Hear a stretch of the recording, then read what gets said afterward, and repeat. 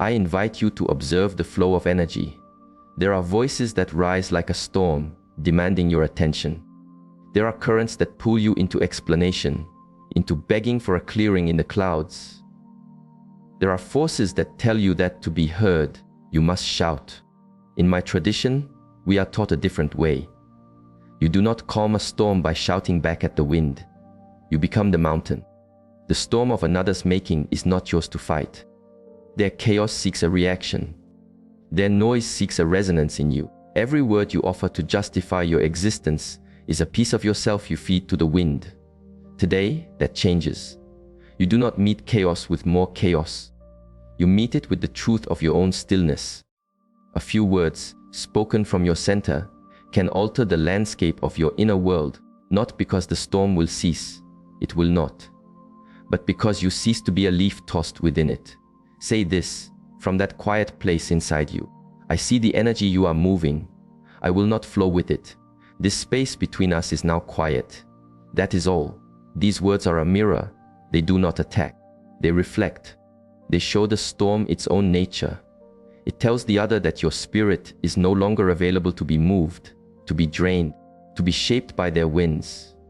You do not have to teach the mountain its own value to one who is committed to seeing only erosion. This is where your true strength begins. When you no longer need the storm to validate the existence of the rock. The heart of a storm does not fear your return. It fears losing its power over your landscape. It fears being unable to move you. When you cease to react, when you no longer defend your right to stand, when you stop feeding its need for dominance, it senses a deep stillness it cannot comprehend. Silence is the earth. Calm is the root. To a chaotic energy, this stability is terrifying. It means it has lost access to the part of you it once drew life from. So you stop explaining. You stop trying to prove your own geography. You stop apologizing for the height of your own mountain. You do not try to calm the wind or wish for it to change its nature. You do not argue. You do not plead. You stand in your truth and you declare, my inner peace is not a landscape for you to rearrange. This ends now. You offer no loose soil for it to grip. You offer no pathways for its floods. You offer only clarity. And then you withdraw. Not in body, perhaps, but in spirit, in energy. You withdraw your presence from their storm. Let them feel the absence of your warmth, your light, your life force. That silence speaks a language more ancient and powerful than any argument. You do not have to match their chaos. You simply have to be the stillness they cannot control. Say the words from your core. Say them with the weight of the earth, and then cease to appear in places where the truth of your existence is questioned. This is not a power you must find. It is the power you are. Now, it is time to inhabit it. In the face of a turbulent river, most will try to build a dam with frantic words, or try to redirect its current with emotional pleas. Here is a simple truth. The river does not seek your understanding. It seeks to flow. A chaotic energy seeks only control. Every argument, every emotional wave you send back into it, only strengthens its current and confirms its power. The more you reason with it, the deeper it pulls you into its waters, where you are swept away by its rules. And it does not flow with grace. This is why stillness and silence are the foundations of your practice. Not because they render you passive, but because they make you untouchable. Silence is not weakness. It is a strategic return to your source. It is the refusal to offer the very energy the chaos craves. Turbulent energy needs drama, for drama makes it feel vast and powerful. When you become quiet, truly quiet, and your own inner waters are still, it confuses the river. It denies it access to your depths. And for a force built on influence, this is unbearable. It needs to stir the mud, to see the ripples, to know it can affect you. When you remain calm, when your presence is steady and your energy neutral, you become like a great, silent lake. You reflect a truth it cannot bend, that you are the master of your own inner ocean. Calmness in the face of provocation is the sign of a deep inner connection. It means you have stepped out of the river and chosen not to be swept away by its dysfunction.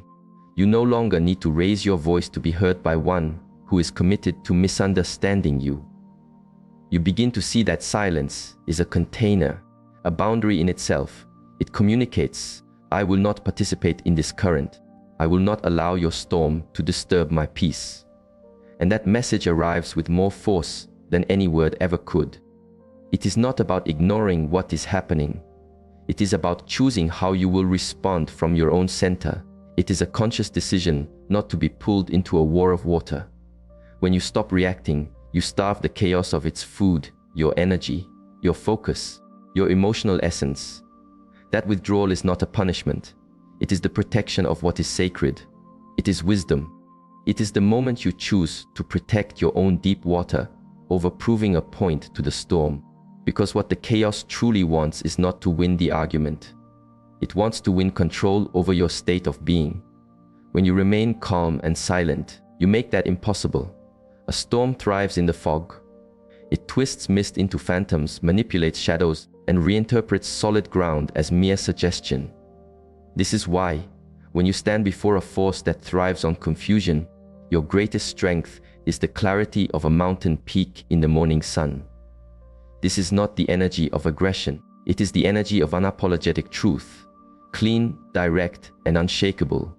When your words are clear like a polished stone, they leave no cracks for confusion to seed itself. This is what dissolves the fog before it can gather.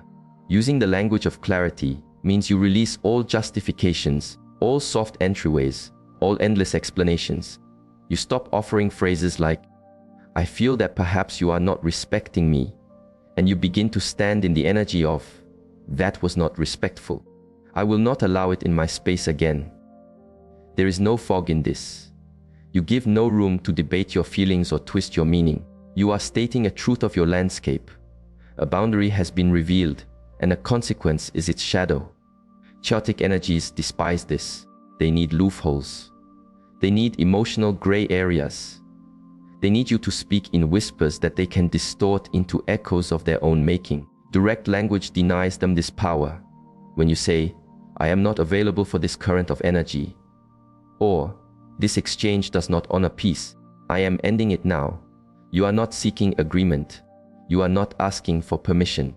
You are drawing a line with your whole being and showing them that their game no longer has a player in you. This kind of language summons them to meet you on higher ground, or you walk away from the valley. And when your voice is calm but your words are clear, it is like breaking a rhythm they have danced to for years. You are no longer someone they can confuse or lure into the fog. This also changes you. Speaking from your center rewires your own energy. You stop shrinking. You stop apologizing for taking up space. You begin to trust your inner compass and honor your truth without watering it down for the comfort of others. This alignment within creates strength without.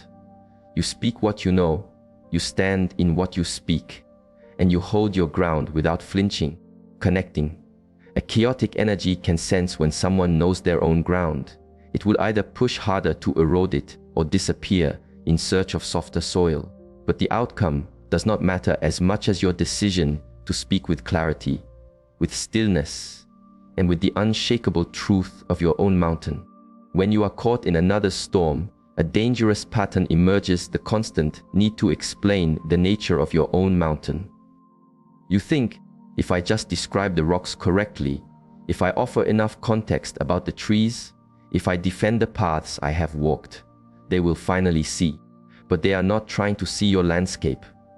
They are trying to redraw your map.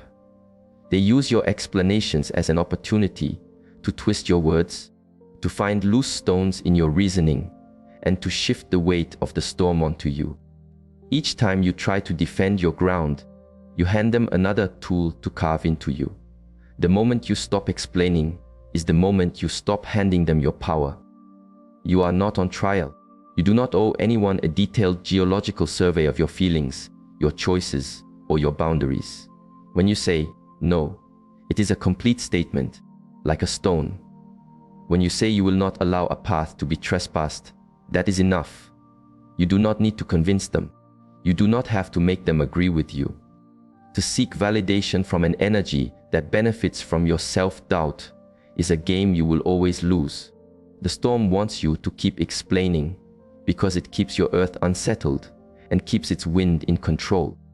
To defend your mountain against a force that has already decided you are the source of its own chaos is like shouting into the wind itself. It is not listening with a desire to understand. It is listening to find an angle, a weakness, a way to make you doubt your own existence. It wants you in a state of self-doubt so it can remain the dominant force of nature. When you stop defending, you step out of this dynamic entirely. You become untouchable, not because you have proven your strength, but because you have decided your own truth is solid enough without their approval. They withhold validation on purpose. It is a hook. The more you chase it, the more power you give them over your sense of self. That cycle keeps you trapped, small, and dependent on the very force that wounds you. When you choose to validate yourself, to believe in your own mountain without needing their confirmation, you reclaim your energy in the most profound way. You do not need to be understood by someone who refuses to see you. You do not need to justify your own existence to someone who erodes it. You do not need to defend your boundaries to someone who floods them. If you bend to someone who keeps crossing them, you are simply engaging in a futile dance. You stop, and in doing so, you reclaim your peace and your dignity. Your boundaries are not requests, they are sacred walls. And when you establish them in the face of a storm, you must understand this core truth. There is no space within these walls for guilt. A storm will test your walls, push against your gates, and use your own waters against you to make you question the lines you have drawn in the earth. It will make you feel selfish, cold, or unkind for simply protecting your inner garden. This is its nature. If it can make you feel guilt, it can make you lower your walls. And once you begin to compromise your sacred space, the boundary ceases to exist. You cannot negotiate with an energy that benefits from your discomfort.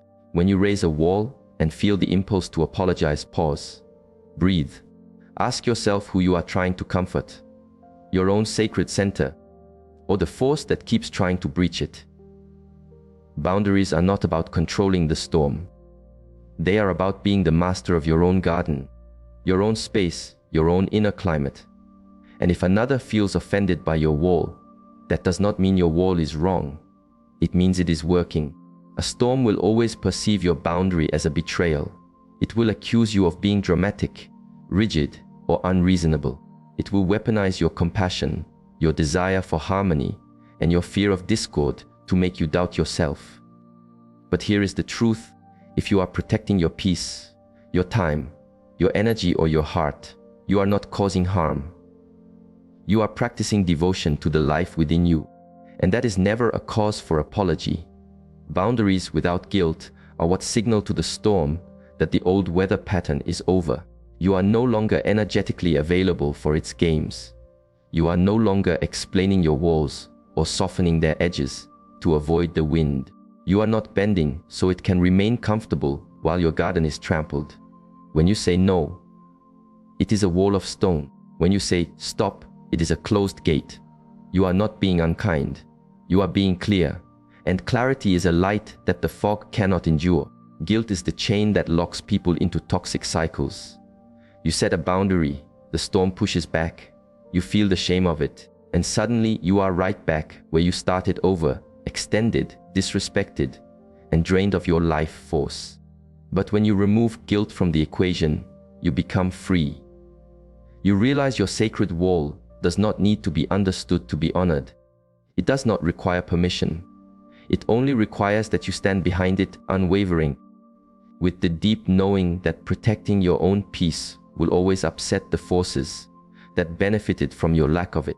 The storm does not fear your anger. It does not fear your shouts, your tears, or your pleas. In fact, it feeds on them. They confirm to the storm that it still matters, that it still has power over your inner climate. What truly terrifies a storm is your detachment, your complete emotional untethering, your calm withdrawal, your refusal to engage with the chaos it creates.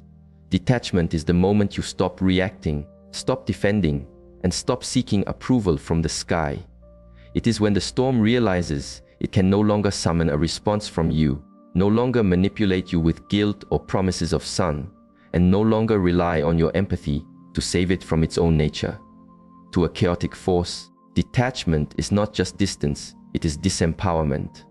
It removes from it the illusion that it has authority over your spirit. As long as you are reacting, it feels important. The moment you go quiet inside, it loses access to the emotional energy it needs to sustain itself. Your silence becomes louder than any thunder. Your calmness becomes its nightmare because it signals you have stepped outside of the drama and reclaimed your own sky. It can no longer write the script for your reactions or bait you into emotional currents. You have seen the pattern, you have named its energy, and now you are done playing your part. Detachment is not coldness, it is clarity.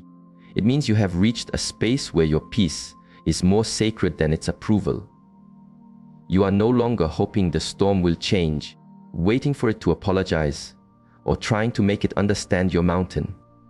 You see the storm for what it is, and you withdraw your energy from it. That is not indifference. It is survival. It is wisdom. It is what happens when you stop seeing the potential for a clear sky and start honoring the reality of a repeating storm. The storm may escalate when it senses your detachment. It will try love bombing you with sun, flooding you with guilt trips, threatening you with lightning, or playing the victim as a gentle rain. But none of it works once you have detached, because detachment means you are no longer hooked on its cycle of weather. You are no longer reacting to its sun or its shadow. You are simply observing from your own unshakable center, without the need to fix, explain, or prove anything. You have disconnected your worth from its weather patterns. And that terrifies it more than anything. A storm cannot stand to be irrelevant, and your detachment makes it exactly that.